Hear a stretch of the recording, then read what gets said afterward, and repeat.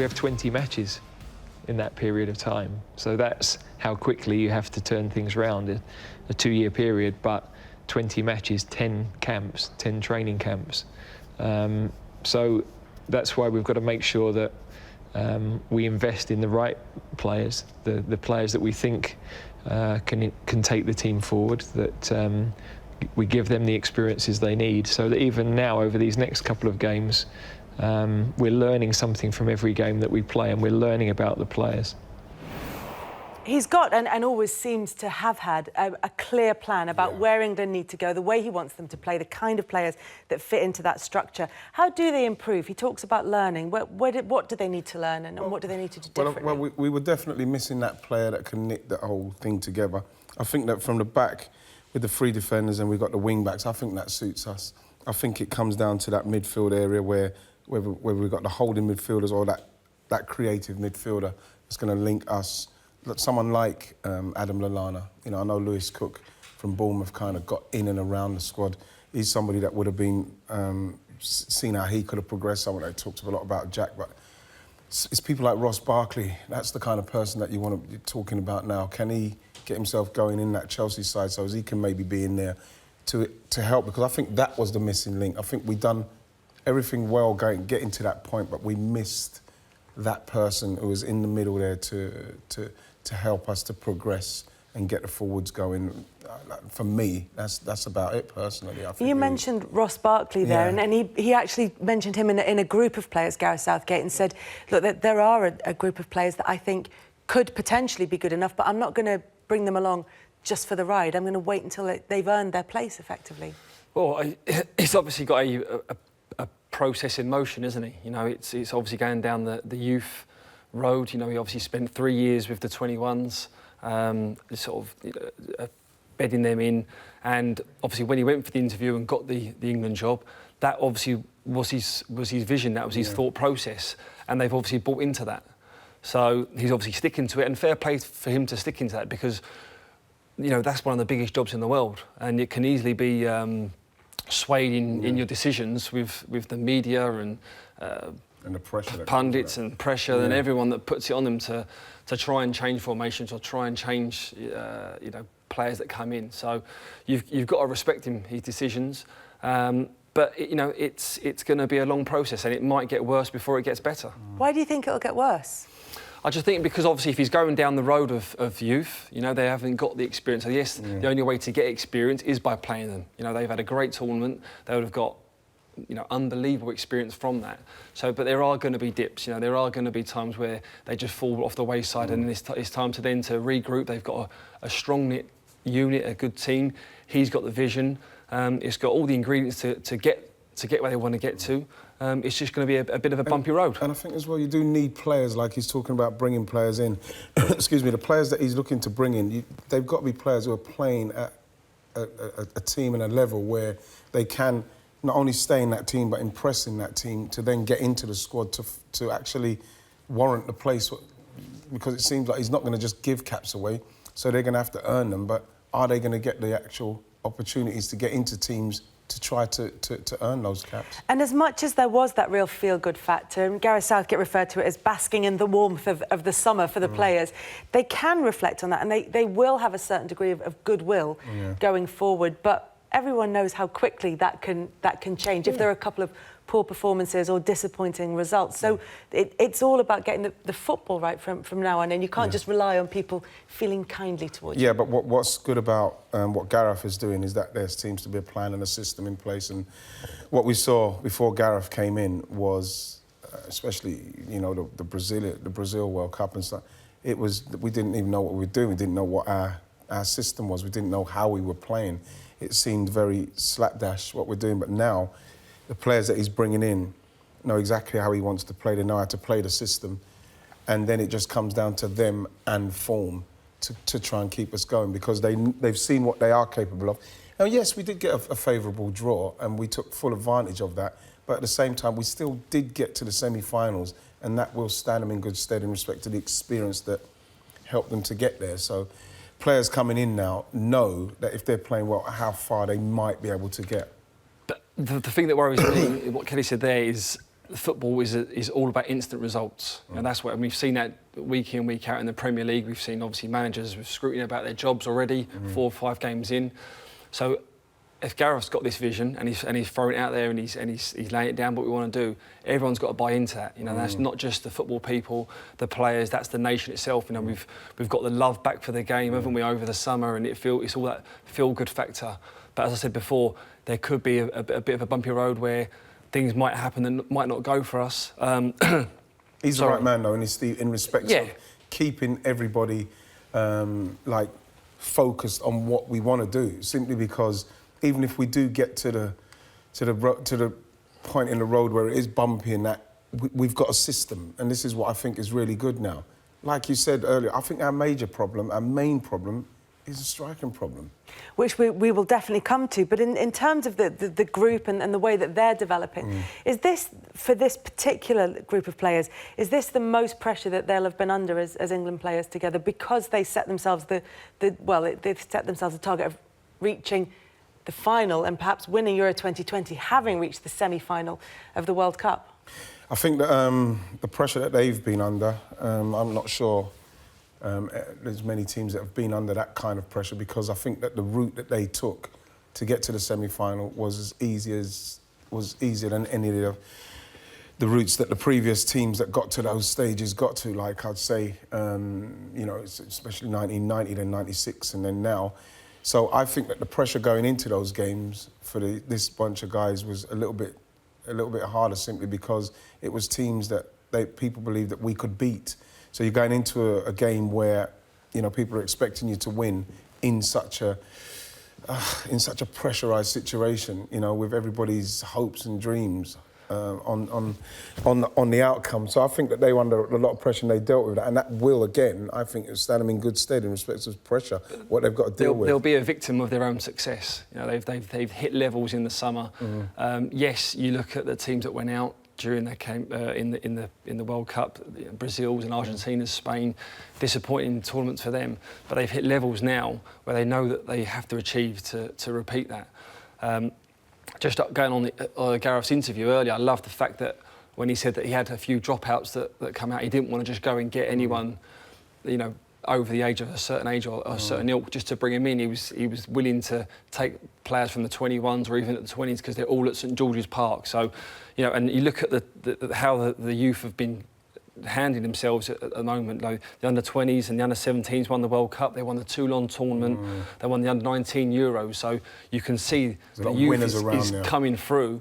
And if they get that little sniff, and I think he's the right man to do it mentally and psychology as well, with just drip feeding them in, will be fantastic for these youngsters. And the thing is, Kels, we didn't play unbelievable blistering football. We beat what we needed to beat in front of us, but I think that we can improve as a whole in just the way the players are playing themselves. The game they can play better. He talked about making brave decisions when they went in front. He wants more of that. Yeah, and what it is that, yes, we played to the system and the structure of what we were trying to do, but you couldn't say that people were outstandingly, massively brilliant, and that is what we've still got to look forward to.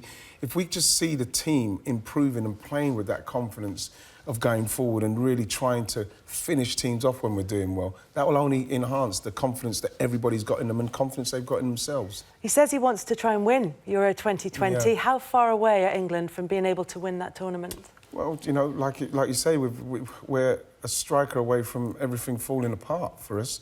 And we still need that midfield player, which is unfortunate that Adam Lallana got the injury that he got, because I think leading into the World Cup and before, you know, even Gareth's tenure, he was somebody that was really emerging as an England player in that role what he was playing, not only for his club but for the country as well. And he is the person that you'd think that he can knit us together. I know he's 30 now, but it's not like he's old. You know, and like I say, you mentioned people like Ross Barkley. You want to see the emergence of somebody like Lewis Cook at Bournemouth, who kind of got on the periphery of it. You know, you want to see those players coming through, players that can nick the game together. But the way that it's going, the way the football's going now, it suits the England team. It's built up, and he's been clever in his, as I said, his formations and the way he's deploying his players. That fast attacking you know, pacey football. That's that. You know, look at the personnel in that England team and squad. It suits us down to a T. Yeah. But you're right. You know, we could be 1 or 2 injuries away that could come crashing down. Yeah. When he says, "I know the type of player that I want. I know the type of player who fits our system."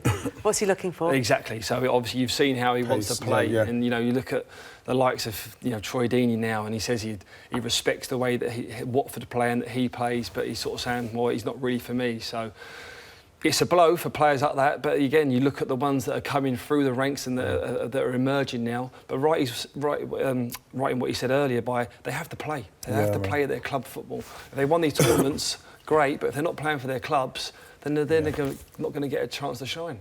Well, as you said, he did talk about Troy Deeney and Callum Wilson in particular in terms of their chances of making an England squad.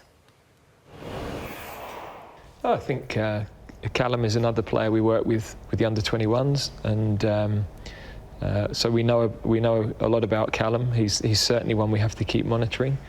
I think Troy is a player who really suits the way that Watford play, and I'm a big fan of his. I think what he brings to their team and the way that he leads their team in the way that they play and in the games they have. But I think we play slightly differently, and I think that you know, for me, the next forward players that I see that should be challenging are some of the younger ones.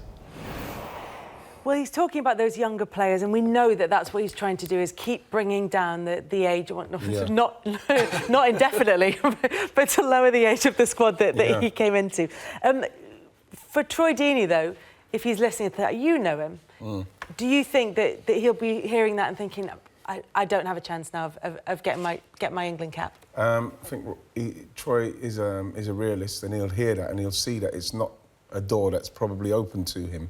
It's not going to stop Troy playing and doing what he does, though, because like Gareth rightly said, Troy does a magnificent job for the way that Watford play and how they do it. You know what I mean? It doesn't mean that the door's closed, because you just got to be professional and keep doing what you're doing, whether that means you get the cap or not. That you just got to keep doing what you're doing. But he mentioned Callum Wilson, and he's seen Callum Wilson, and he said that the younger guys are the ones he's looking for. Now, if we're talking about Rashford, is he talking about Rashford right up the centre, like Harry Kane plays? Calvert-Lewin, you know, he's another one. Rashford, he might play on the left. He won't play up the centre because Lukaku's there. Calvert-Lewin at the moment, he's behind Cenk Tosun. You've got Tammy Abraham, who's just gone alone at Villa.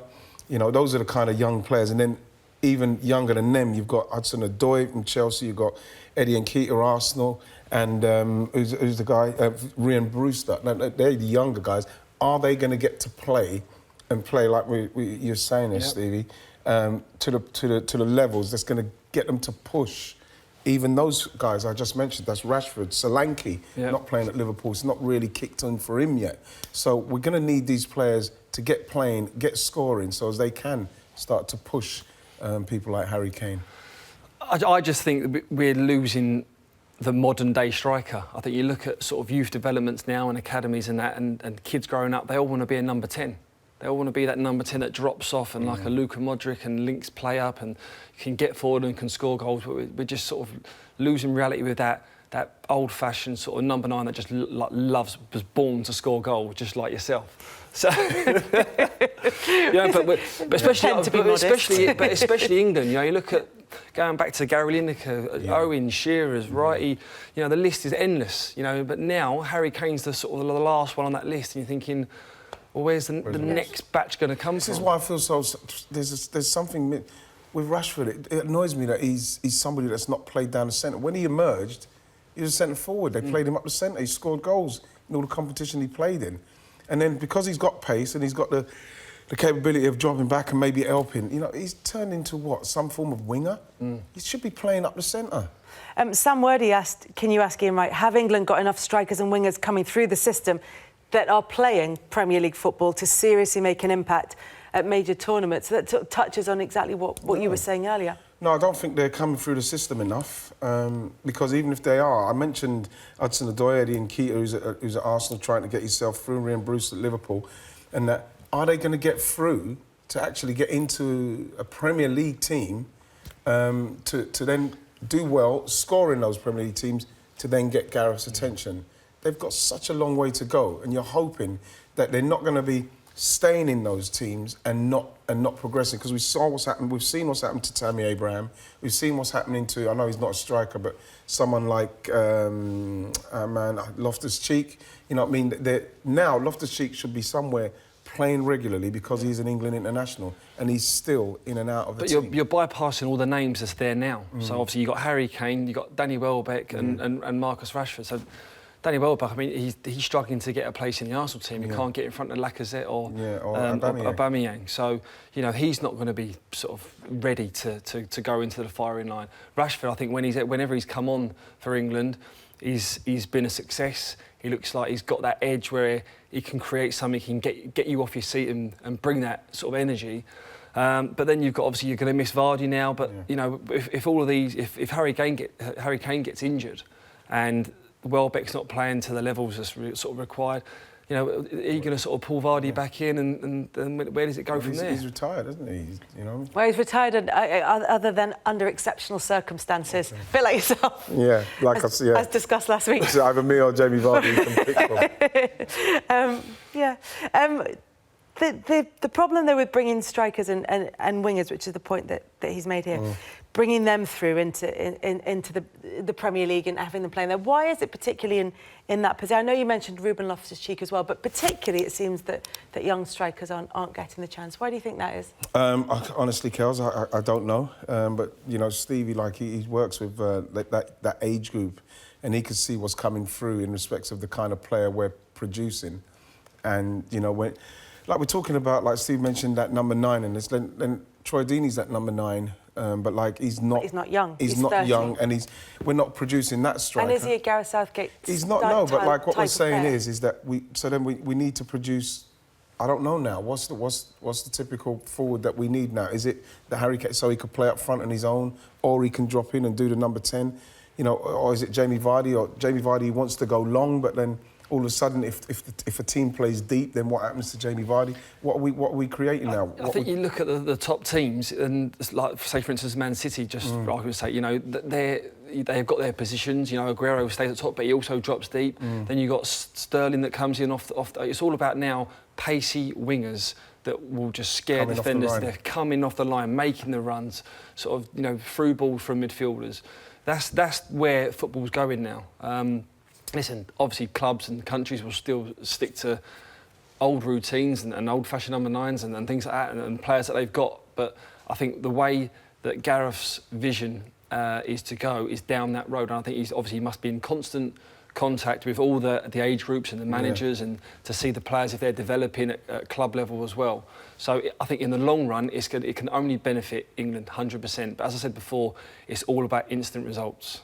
All about instant results, but as players, young players, they need to be able to develop before they come in the squad. He's waiting for the right moment to put them in there. And the question, again, is there a bottleneck particularly for young strikers? I know you're saying they're not creating the Harry Kane type of striker, particularly in that same mould anymore. But is there a bottleneck particularly for strikers, do you think? Yeah, I think so. I think you're right. And I just think where the football side of it is going in producing that, it's harder than ever now, especially in the Premier League at the top level, because these football clubs can't gamble on youngsters coming through, or they're not sure on, or he's got ability, but we can't throw him in the deep end, or you know, they're using the Carabao Cups now and things like that, but they're not getting a sustained period where they can really go out and prove themselves. As you look at someone like Eddie Nketiah when he came on for Arsenal in that FA Cup game, scored a couple of goals against Norwich, and looks, every time I see him, he looks sharp. You know what I mean? He's got an eye for the goal. Can't get a game. You know, he can't get to play. You know, and even now, you know, he's not on the bench. You know, even if he's on the bench, he never gets used. You think to yourself, now, what I saw from him, you know, surely he's got to get a blast at some stage. We know what Danny Welbeck's capable of, and he is a very good, experienced player for Arsenal and England. That's why he can still make the team. But when's Eddie Nketiah going to get a shout? When does he get a chance to get on and nick more goals so he can get himself going? Does he have to leave? I think homegrown fans now will will want that. They'll want homegrown players coming through more than ever now. So I think even the fans now will be a bit more lenient. So if they don't make a mistake, I don't think there'll be the moans and groans from the stands, because they love the youngsters. it's missing in football now. So they're going to be willing them young players to come on, do well. If they make a mistake, no problems, let's go again. So I don't think that side of it will be a problem. It's just literally the infrastructure that's set in place now is just not there to give them a chance. And as well, Steve, I think that what's got to happen with, like I mentioned, Eddie there, you've got Hudson-Odoi, Ryan Bruce. At some stage, those players have got to. You can't hang around for too long and continuously spend your career on loan. You know what I mean? You've got to go somewhere and establish yourself, scoring goals at a decent club to get yourself going into the Premier League, because Gareth will take you wherever you are in the Premier League. If you're in there scoring, he's even said though, even Championship, hasn't he? He's even come out and said, "Look, I'm not frightened or scared to look into Championship." For me, then, Steve. So they have to. Absolutely. Yeah. For me, the people who are advising them and trying to help them with their careers in respect to their careers moving on, they cannot keep them there at these clubs, as great as they are. Yeah. These clubs, and they're just sitting there not getting a chance. How old were you when you made your England debut? 26. Right, so you were a late bloomer in many ways. Yeah, I was, in many, many ways. many ways. Yeah. Look, how old were you in this picture? Look at Steve. Look at that coat. Righty, you're just about recognisable. Steve, I think I'd have picked you out of Steve looked lineup. like Ruprecht. Oh no, got you that coat. Did Derek Trotter get you that coat or what? Why did your mum and dad cut your hair like that? Look at your My little mum used to smile. cut my hair to Did your mum used to I remember Did she not like you? Look at the size of that coat. I remember that. You scored in that game, Did I didn't score? you? What game was it? What game was it? That was at Highbury. It was Middlesbrough at home, and you scored, and Dennis Bergkamp scored. Okay. Big John got sent off. Yeah. I think you. Look at your face. Yeah. You look like that cartoon character, that mad character. I love that picture. Nice one. We enjoy that I moment. want that picture. We'll make sure you get a copy. I have that picture. It is, of course, Steve Sidwell and Ian Wright. For anyone who wasn't quite sure who those two were.